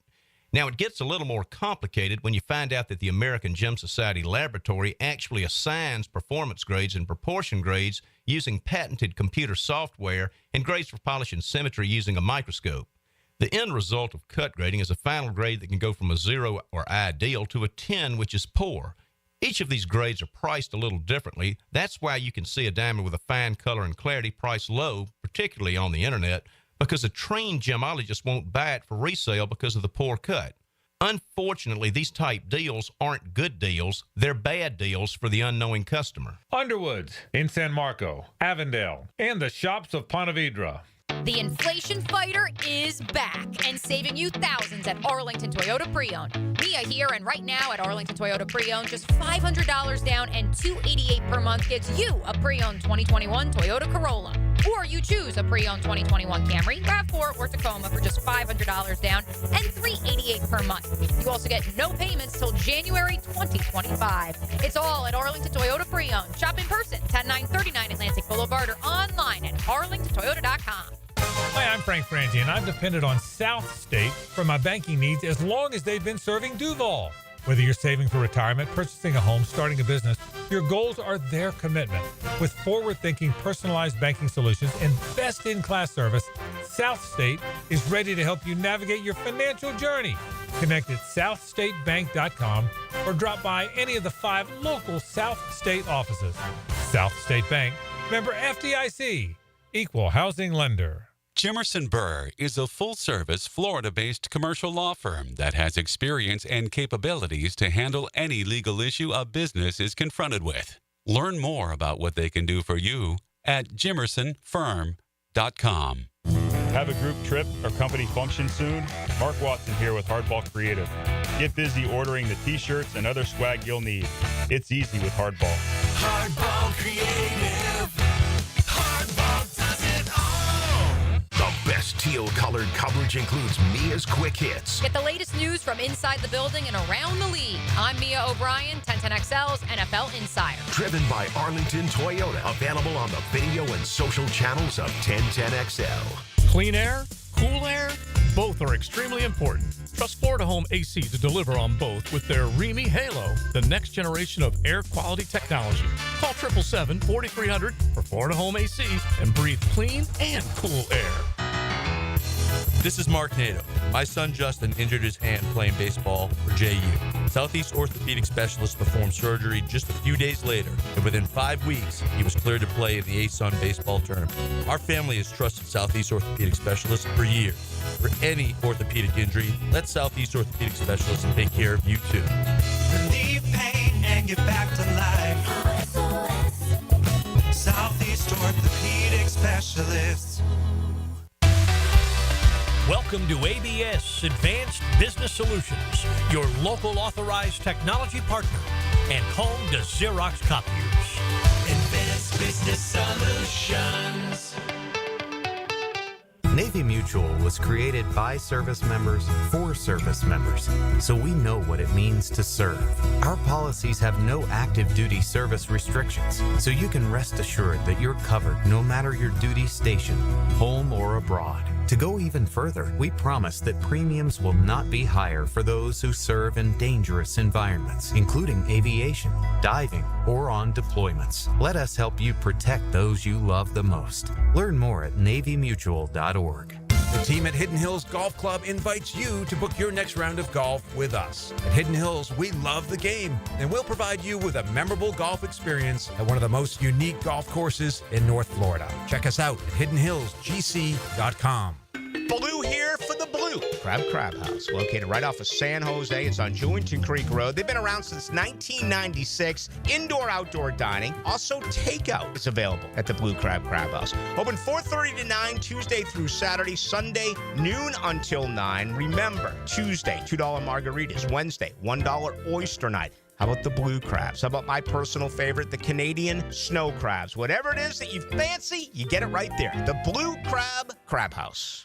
Hi, this is Dave Barker. Multi-unit hair grafting is now available at IHRS and can give you 3 times more hair in one procedure over a traditional hair transplant. Multi-unit hair grafting gave me more hair in one procedure and within my budget. You can grow your hair back with this exclusive new procedure. Call for a free evaluation. Call IHRS 904-777-IHRS 777-IHRS 777-4477. 1010XL is presented by Farah & Farah, exclusive injury law firm of the Jacksonville Jaguars. Protecting you and your family. Call 396-5555. Jacksonville. Ladies and gentlemen, may I have your attention, please? Gather round. It's Hays' Headlines, presented by Harrell & Harrell. Don't settle for less than you deserve. Hear all about it. Here's Hays Carlyon. Welcome back to the Frangie Show. We've got Frank Frangie, JJ LaSelva. I'm Hays Carlyon. Thank you to our friends at Harrell & Harrell. Give them a call. 251-1111. Hopefully you won't need them, but if you're injured, that is who you need to put your trust into. Again, Harrell & Harrell, 251-1111. Frank, big news with the Jaguars. Tyler Shatley is back, signed to the practice squad, which begs the question, now do you think the Jags can win out? Very nice. I will say this. Shat's been around a long time. He's probably fishing and hanging out. You don't bring Shat back to not play. Yes. So if you brought Shat back, you plan on playing him. And look, the reality is the offensive line has not been very physical. That's just a reality. And my guess is he's going to replace a guy that's hurt, not a guy that's failed and not playing well. But he's a fit. Look, Shat's not very athletic. He was never very good on screen passes. He's not gonna help you on plays in space. But he's a physical guy. My guess is if they brought him back, they plan on playing. You can't have him on the practice squad either. Like you can't even like have him go through a practice on the practice squad. The guy like has the franchise record for games played. My guess is if you go ahead and promote Tyler to the 53, please. Put somebody on IR. Yeah, and my guess is correct. My guess is if you brought him back, you're planning on playing. Yes, I would agree. And now I'm convinced they win all 6 games. Yes, no, absolutely. Also that too. Let's get into around the NFL. Week 12 wrapped up last night with the Ravens taking down the Chargers 30-23. Lamar Jackson, the Yulee bulldozer, Derrick Henry, just too much. Ravens improved to 8-4, while the Chargers dropped to 7-4. And tough news for the Chargers. Running back J.K. Dobbins injured his knee in that game. We don't know the severity of that yet, but boy, the Chargers offense just fell apart once Dobbins wasn't there with that strong ground game. It was weird seeing how many ex-Ravens are on the Chargers. Amazing. I mean, Gus Edwards is on the team. I was surprised by that. I think the Ravens are better than they've been. I think the Ravens are in second place in their division. The Ravens are behind the Steelers and lost to the Steelers. But they're better than the Steelers. They are. They're better. And so I think the Ravens, and again, I picked the Chargers to win that game, but I think the Ravens have a run left in them. I still wouldn't want to be playing them in the postseason. They're a tough out. Oh, without a doubt. It was also one of the worst receiver performances we've ever seen. Quentin Johnston, the young Chargers receiver, 5 drops. I know. And some of them It was almost hard to watch. It was very hard to watch. Yeah. I mean, it was brutal. Right. So the Ravens got lucky there, but yeah, a nice win for them. And I still, if Dobbins isn't out for a long period of time, I think the Chargers will be okay. But last night showed, because they committed to the trenches and let their skill guys go. Right. But when they get in a game where they're down 14 late, they have no chance. Yeah. I mean, they're just not built to withstand that. Let's get into college football. Mack Brown fired today at North Carolina. Obviously, he's been there 2 different stints, had a magnificent run. Frank, I think North Carolina is a really good job. It's the only Power 4 job open.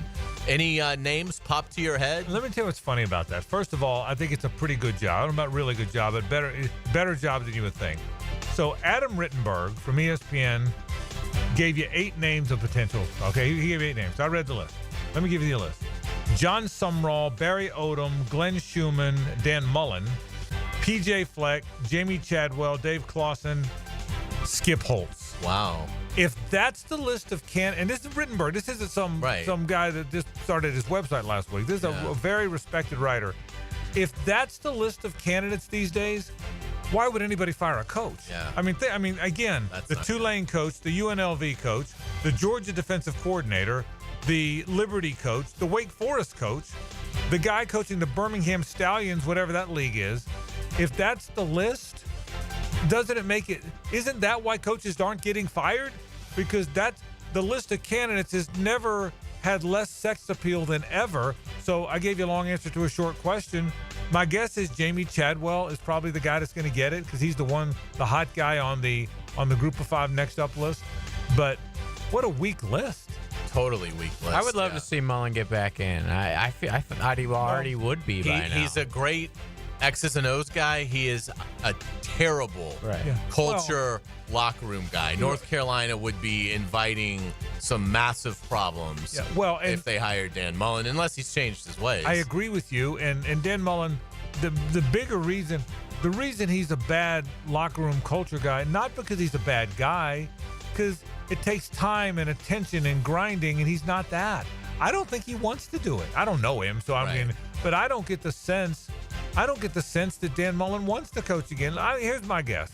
I guess he's making $500,000 or whatever doing his ESPN stuff. Still getting paid by Florida. He's still getting paid by Florida. Got a bunch of money in the bank, and he's making. I think having fun on Twitter. That's what I think. I don't think I don't get. He's not like banging down the door for a job. I don't. That's my. I don't know if that's true, JJ, but that's my read. I agree. If I was going to hire a former coach, I'd call Jimbo Fisher.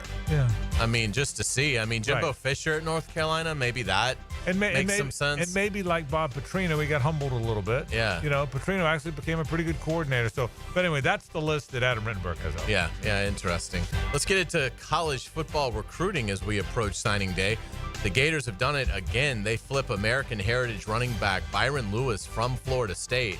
Florida has secured 4 commitments since its upset win over Ole Miss, and this is the 8th commitment since athletic director Scott Strickland's announcement that Billy Napier would return next season. Which is why he did it. And I think the agreement was, I'm going to announce you're coming back. You go win some games. That's the pair. That's the combination, and both have done their part.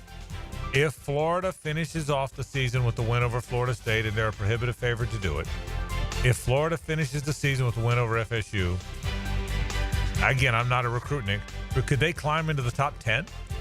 I think they can, but it would have to be like they're in the mix for enough blue chip guys that are apparently wavering. Yeah. But I think they'd have to get. What if they get the Reigns offensive tackle and Jamie French? I would think that would push them into the top 12. Yeah. And I just and just again, those two. I don't follow it, but what a resurgence! And again, they're going to have a really good young team next year with a special quarterback coming back, and they're going to be active in the portal. So, gosh, if they what a story change in midseason for them. It's incredible. Let's get into college basketball. We've got action today. JU beats Siena 75-64 to improve to 4-3. The Dolphins were led by Robert McRae's 21 points. JU held Siena to 40.4% shooting from the field and forced 15 turnovers. Yeah, they're kicking themselves a little bit because they led that whole game against Mercer and then lost by 1 in overtime, where they'd be 5-2, which would be a really good start. But JU's got a good team. We've said it before. Between UNF and JU, that's 2 good teams, and it's going to be fun watching them in the A-Sun this year. Well, it's going to be hard to beat in terms of meltdowns. The one that Dan Hurley had yesterday this college basketball season. He was beside himself over the officiating as number 2 UConn lost to unranked Memphis 99-97 in overtime at the Maui Invitational. Really strong comments afterwards. Well, a few things. Number one, he and Penny Hardaway must not like each other because he said, well, Memphis guy had a weak-ass effort. We don't say that about an opposing player. Right. The other thing is you've won back-to-back titles. Why are you this bowed up? So clearly they didn't like each other. But he said something that coaches will say in private but never say publicly. He said, you wouldn't think a back-to-back national champion would get calls like that. Bro, never say that. Never say, because we're royalty, we get calls. Everybody knows royalty gets calls. Look at the Chiefs. Look at Alabama all the years. The teams that are royalty do get calls, but nobody ever admits to it. Right. I thought that was a bizarre comment. They're playing right now, by the way. They're up 3 against Colorado with only 2 minutes left. Oh, wow. Yeah. In the Maui Invitational. Yeah. Real quick, that over-the-back call was egregiously bad, but yeah, he freaked out. Yeah. It was terrible. There's something to it. And he called the official a name that you just can't say. Yeah. And so that was why. Yeah, that was the official's explanation for why. Right. And it's like, dude, you know that you're costing your team now. What was it, a tie game or a 1 point, whatever? You know that now they get free throws. It's like you just didn't care about losing that game, which is wild for a national championship. There was a lot of great action at the Maui Invitational yesterday. Number 4 Auburn held off 5th-ranked Iowa State 83-81. It's just incredible what Bruce Pearl has done there. He's had 2 wins over top 5 teams already. I mean, we're not even in December, and they've had 2 wins over top 5. He's a really good coach. They play, and he's the perfect coach for this time when everyone plays fast and shoots fast and type A, kind of a wild. He's perfect. Yeah, without a doubt. North Carolina had an epic comeback against Dayton. The Tar Heels trailed 51-33 at halftime, but rallied to win 92-90. Yeah, you know what? If you saw the end of the game, because they came from behind, it almost felt like March, didn't it? Yeah. It's in November. I mean, they were so excited when they came back. Great comeback for the Tar Heels, who Florida plays, by the way, in the preseason. By the way, quickly on Auburn, remember when they got in a fight a couple weeks ago and had to turn the plane around? Yeah. Like, that story's went away, and now they're like the best team in basketball. Yeah, without a doubt. Huge games today if you're a college basketball fan. Number 6 Houston plays 9th-ranked Alabama at 8 o'clock tonight on TBS. At 9 on ESPN, you get 11th-ranked Duke facing off against top-ranked Kansas. Then at 11 tonight, Auburn takes on North Carolina on ESPN. Yeah, probably not going to be a good chance for me to see Auburn, North Carolina. Yeah, which is a shame because that's 3 really good. That's the game I'd watch of the 3, and it comes on too late. You're right though. Great. The Maui Invitational is always great. Teams love playing in it because they love going out there. So it's a fun thing to watch. Absolutely. Joe Lunardi has updated his bracketology. He has the Gators as a 5 seed. This is cool. UNF is in as a 15 seed. With those wins, he's got them as the highest ASUN team. And they deserve that. Yeah, 15 seed. I mean, they won 2 bye games on the road against teams that I think will wind up being decent teams. Yeah. I think South Carolina and Georgia Tech are going to wind up being good teams. I really do. Absolutely. Lunardi has Georgia is an 11 seed in one of the play-in games, so the Bulldogs kind of getting some early love from Lunardi. The SEC and Big Ten both have 11 teams in the field, according to Lunardi. His 4 number 1 seeds are Kansas, Gonzaga, Tennessee, and Auburn. Yeah. The SEC is loaded. It's amazing how bad it was for, other than Kentucky and Florida every now and then, forever. And now all of a sudden it's really, and it's the coaches. I mean, if you look at the list of coaches in that league now, it's a great list. Absolutely. Let's get to Major League Baseball. The Rays Stadium, what a fiasco. The deal is falling through, and now it looks like their future in Tampa looks perilous. The best thing that could happen to the Rays is that deal fall through. I said it at the time. I'm not just saying it now. You heard me, Hays. I said it at the time. JJ, I think we made the change and you were doing the show. I'll say it again whether you were or not. They can't play in St. Pete and survive. I agree. I thought it was crazy when it happened. Yeah, if they move to Tampa, which is a great sports city and really supports the Bucks and really supports the Lightning, they have a chance. They cannot play in St. Petersburg, and I hope the deal does fall through because it's a bad deal. I can't believe that Stuart Sternberg ever agreed, after what he's seen all these years, to continue to play in St. Petersburg. So the best thing that could happen is for that deal to fall through. Honest to God, I hope they stay in Tampa because I hate to see the state of Florida lose a team. I'd rather see them go to Nashville than continue to play in St. Pete. Wow. Good stuff. Let's get it to pop culture. Sad news in the comedy world today is Jim Abrahams, who helped create classics like Airplane, The Naked Gun, died Tuesday at the age of 80. But Jim, thank you for giving us this. The stewardess said both pilots. Can you fly this plane and land it? Surely you can't be serious. I am serious. And don't call me Shirley. You know my favorite? There's a million that you could go with there. My favorite, obviously the ones I won't repeat, some of the Peter Graves lines, but I think my favorite is, this man is sick. We have to get him to a hospital. A hospital? What is it? It's a big building with patients, but that's not important now. Yeah. Still my favorite. Oh, Leslie Nielsen, so great in Airplane. That is from Airplane again. Jim Abrahams, rest in peace, died today at the age of 80. What a gifted comedic mind. Not many people know about him, but certainly gave the world a ton of laughs. We will get you out on our musical note of the day. We always enjoy a flashback, particularly a local music one. Elton John performed at the Jacksonville Coliseum 52 years ago this week. Back in 1972, Elton opened with Tiny Dancer and the 21-song set. How about that? Isn't that great? Set in 1910. I wasn't at that one. I've seen Elton in Jacksonville a number of times. I wonder how many times he's come here. I wonder. Because I don't know that was the first one. Yeah. And that's 1972. So, I mean, again, because he recently has been here. Yeah. So you're talking about a 50-year reign. Yeah. And I've seen him twice recently, but I've seen him a bunch over the years. That's great. This is a great throw. I love these Jacksonville throwbacks. My first concert ever was the next year when I was 15. So I was 14 in 72. So I didn't know that. I didn't realize that he had been here. So that's awesome. So very good. The great Elton John, by the way. Have you seen Elton John? I have not. JJ, ever seen Elton John? Unfortunately, no. Yeah, if he ever plays here again, don't miss it. Yeah. I would say, told. Yeah, I would say don't. Whatever. And no matter who you haven't seen, no matter what genre of music you like, don't miss Sir Elton. I'd love it. Don't miss Sir Elton. Definitely. He's amazing. So great job on headlines. Back in a moment to wrap the program. Stay with us. Out in the street, handing tickets out for gone. It's the ride home with the Frangie Show from the Harold and Harold studio. Don't settle for less than you deserve. This is Brent Musburger's Visa in Action update on 1010XL. Brought to you by Duck Duck Rooter Plumbing, Septic, and Air Conditioning. When you're stuck, call the Duck. Proud partner of the Jacksonville Jaguars. 12 weeks in the NFL season, and the Detroit Lions are the betting favorite to win Super Bowl 59 in New Orleans. Detroit at plus 275. Franchise has never appeared in a Super Bowl. Kansas City, looking for their third straight Super Bowl championship, is at plus 450. The Baltimore Ravens, who are coming off Monday's win against the LA Chargers, are plus 600. The Buffalo Bills also at plus 600. They have a 4-game lead over the Miami Dolphins in the AFC East.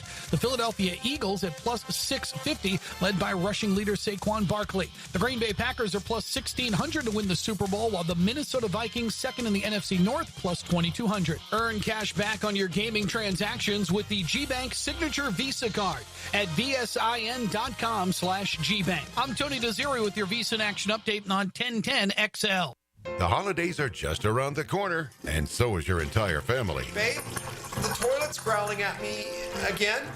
Uh-oh, the kitchen sink just turned into Old Faithful. There's no hot water!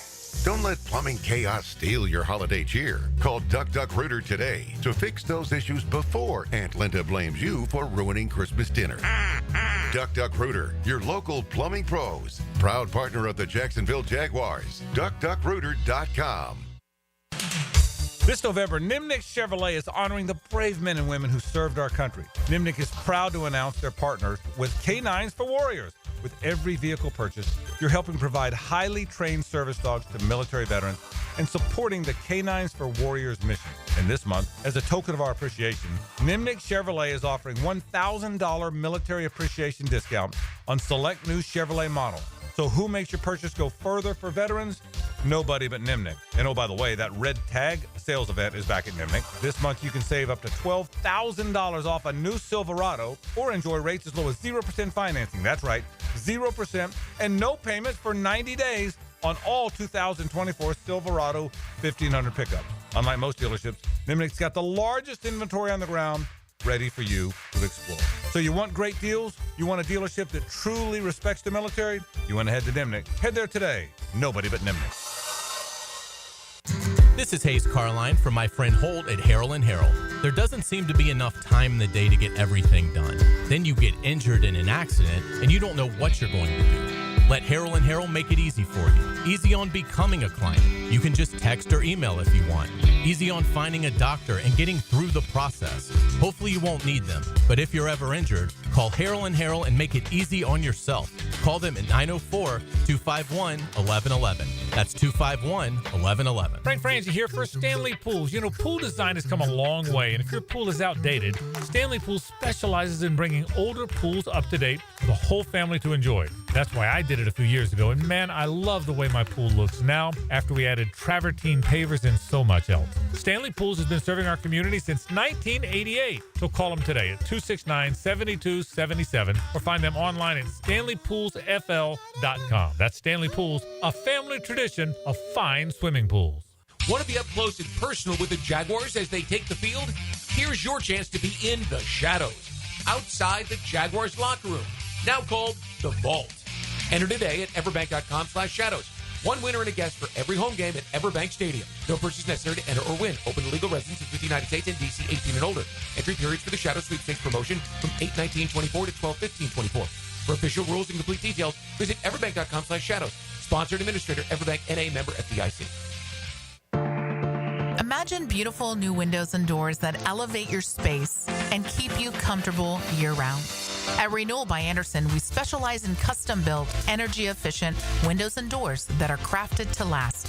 Right now, for a limited time, save 20% off your entire project. Visit bestwindowsflorida.com to schedule your free in-home consultation today. Restrictions apply. License number CGC 1527613. It's hard to stop the Tomahawk Chop. I'm RJ Saunders. Follow Florida State's road to the college football playoff on the Seminole Report. Brought to you by your local Ag Pro, your home team on 1010XL. Hey Jacksonville, it's Lauren Brooks for Big Chief Tire. Right now, Big Chief is offering 6-month financing with their CFNA card, plus $50 off your first purchase.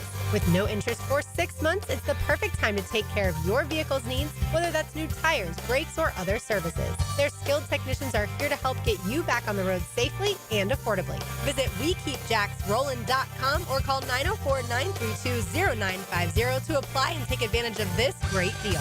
Big Chief Tire keeps Jacks rolling. Anytime I need to send flowers for any reason to anybody, there's no choice for me but Kuhn Flowers. This is 1010XL's Frank Frangie, and I've used Kuhn Flowers dozens of times over the years. Make Kuhn Flowers your choice for when you need to send a floral arrangement. What percentage of people are left-handed? The answer next. Hurricane season is here, and now is the time to ask your agent about your homeowner's coverage. It's time to make the change to Southern Oak Insurance. Our family protecting yours. Southern Oak Insurance. If you're left-handed, you're definitely a minority, as only about 10% of us are left-handed. Southern Oak Insurance. Our family protecting yours. Yo, this is Tony from Tony D's. Are you looking for a great slice of pizza? Well, we have about 12 varieties. Most places won't have slices of pizza after lunch. At Tony D's, you can get a slice all day. It's always fresh at Tony D's Pizza. Bay Meadows and 295. Ladies and gentlemen, it's finally here. Beaver's annual Black Friday silent sale. Every car on the lot will be discounted so low, we can't even show the prices on TV. Doors open at 6 a.m. Friday. First come, first served. And once they're gone, it's over. Plus, anyone who buys between 6 and 9 a.m. will get a big screen TV and $1,000 cash. Want more? We're giving away free oil changes between 6 and 9 a.m. The Black Friday silent sale only at Beaver Toyota and Beaver Chevrolet. You don't want to miss this. This is Dr. Kevin Kaplan, head team physician for your Jacksonville Jaguars. Here's the latest update on the Jags, brought to you by Baptist Health and JOI. During the bye last week, Doug Peterson was asked if any changes would be made.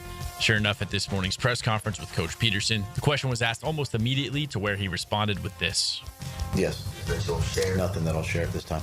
And I personally think that, just to be a little bit more clear on that, you know, it's sort of, I say that to say this, that a lot of these are in-house, and these are things that we focus on as a staff and as a team, and I just don't think they need to be in the open right now. Although changes have been made, the team is deciding to keep it within the building and not let outside distractions affect the decision that was made over the last 6 games of the season. I'm Max Fink with your Jacksonville Orthopedic Institute Jaguars Update. 10XL is presented by Farrah & Farrah, exclusive injury law firm of the Jacksonville Jaguars. Protecting you and your family. Call 396-5555. Jacksonville. Now, the Cool Down with Donovan Air Electric and Plumbing. Keeping Jack's cool since 1987. All right, where we've been on the show today, we certainly talked about the Jags, the importance of these games moving into next year. Even if you're out of the playoff hunt, games matter. Games matter. We've seen the last 2 years how a season ends affects how the next year begins. We saw it 2 years ago in a good way. This year, not in such a good way. So hopefully the season goes well. The end of the season goes well, whether in the playoff hunt or not. We don't know if Trevor Lawrence is going to play. We might know that later in the week. We may not. We will see. We taught Florida FSU the possibility that FSU could spring the gigantic upset and what it would mean to both programs. We talked about that today. We had a Duval County Scholar Athlete of the Week stop by.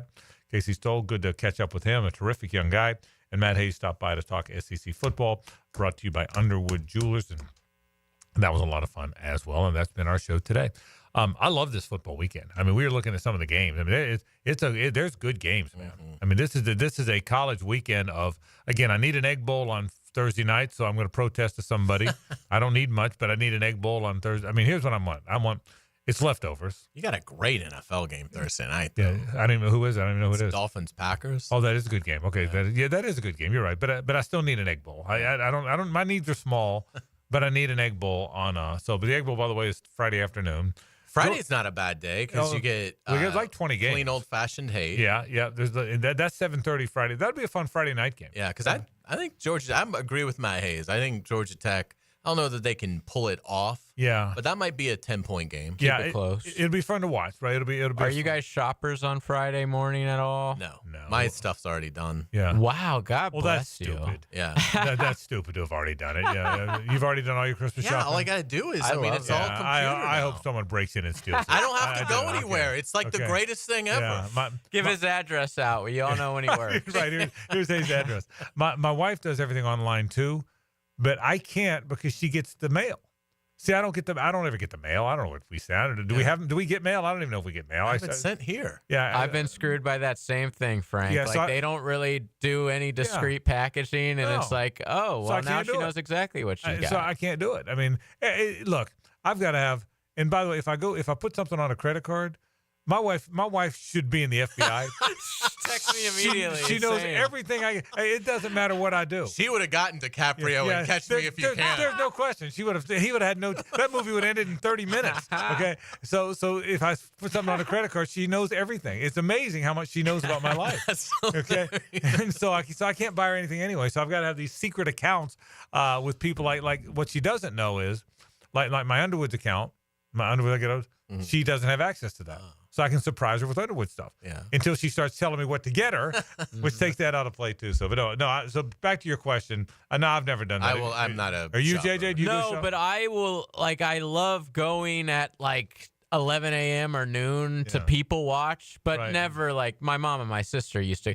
Remember, it used to be early in the morning on Friday. Now it's turned into go at 10 p.m. Thursday night. I'm convinced it's going to be June 20th. Exactly. It's amazing how they keep backing it up and backing it up. So no. But we used to do this when Amber was a kid. In the middle of the night, I'd watch Amber, and Suzanne and her friends would go. Back before you could get everything online. Yeah, and you had to wait in line. Yeah. So used to do that all the time. Amazon has certainly killed that. Yeah, and it's amazing how Amazon changed the world. Well, I love it. It's awesome. I mean, I don't. There was nothing worse than having to go to 4 different places to try and find a gift. Yeah. And it used to be because I'm not that. I don't enjoy giving gifts. Right. I'm a very soulless person. Now that I respect. Okay. Yeah. So me having to go and actually go to multiple places to find your gift when you don't like it anyway. Yeah, that's not something that I'm prepared to do every 12 months. That I respect. Okay, you've regained my respect for that. Look, that's our program. Thanks for being part of it. We're out of here, but don't go to where Rick Ballou goes into the night right now. We'll see you tomorrow. One more day this week. We'll see you at 4 o'clock tomorrow for Hays and JJ. I'm Frank Frangie. So long.